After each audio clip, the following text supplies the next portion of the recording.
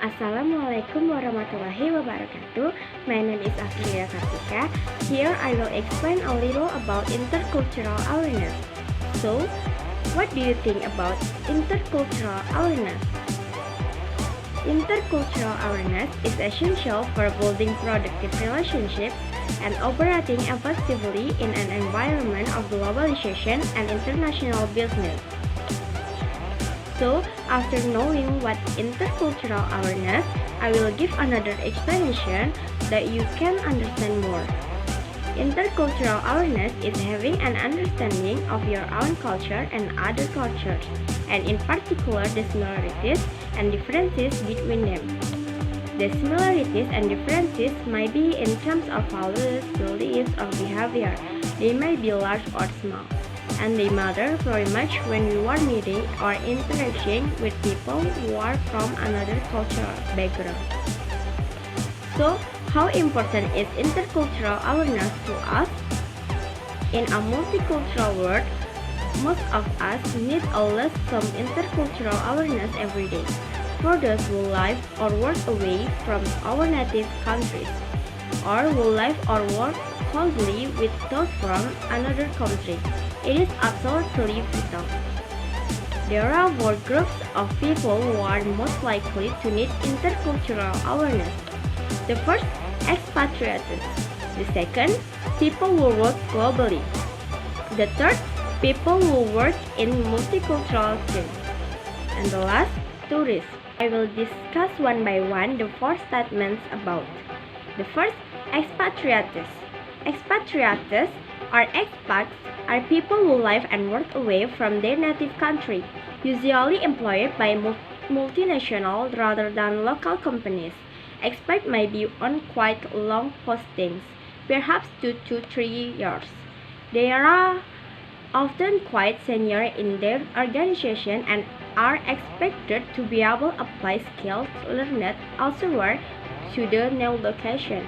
Lack of intercultural awareness, and in particular of the way things are done around here, can often damage or destroy expat assignment. Second is people who work globally. Even those based in their native country may, in a global economy, need to work with people from other countries and cultures. A little intercultural awareness may prevent them giving or taking offense unnecessarily. The third is people who work in multicultural teams. There are very few of us who do not have at least some contact with colleagues or acquaintances who are non-native. Some industry and organizations have large number of migrant workers. For example, healthcare and social care, where nurses are highly sought after and often recruited from abroad. Intercultural awareness helps to ease colleague and colleague-manager interaction and prevent misunderstandings. And last, tourists. You might feel that 2 weeks holidays do not justify finding out a bit more about the culture of the place you are visiting, but as a visitor, you are like it or not, seen as a representative of your country, and it is perfectly possible to give offense in a different country. Okay, the next is developing intercultural awareness. What can you do to develop intercultural awareness? Here are some ideas. Admit that you know. Acknowledging your ignorance is the first step towards learning about other cultures. The second, develop an awareness of your own views, assumptions, and beliefs, and how they are shaped by your culture. Ask yourself questions like, why do I see as national characteristics in this country? Which national characteristics do I like and dislike in myself? And the third, take an interest.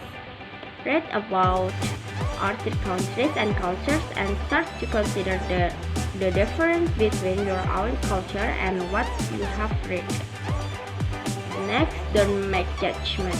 Instead, start by collecting information, ask neutral questions, and clarify meaning before assuming that you know what's going on.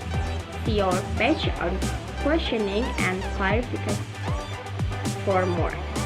The next, once you have collected information, start to check your assumptions.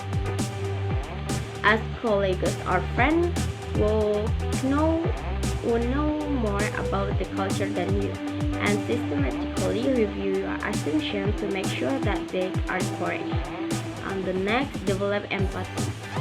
Think about how it feels to be into other person's position, see our background empathy for more. On the last, look for what you can gain, not what you hold lost. If you can take the best from both your own and someone else's feels and experience, you could get a further world that will benefit both of you. But this requires you to take the approach that you don't necessarily know best, and even that you don't necessarily know at all. Okay guys, I think enough. Thank you for watching. I hope useful for us. Wassalamualaikum warahmatullahi wabarakatuh.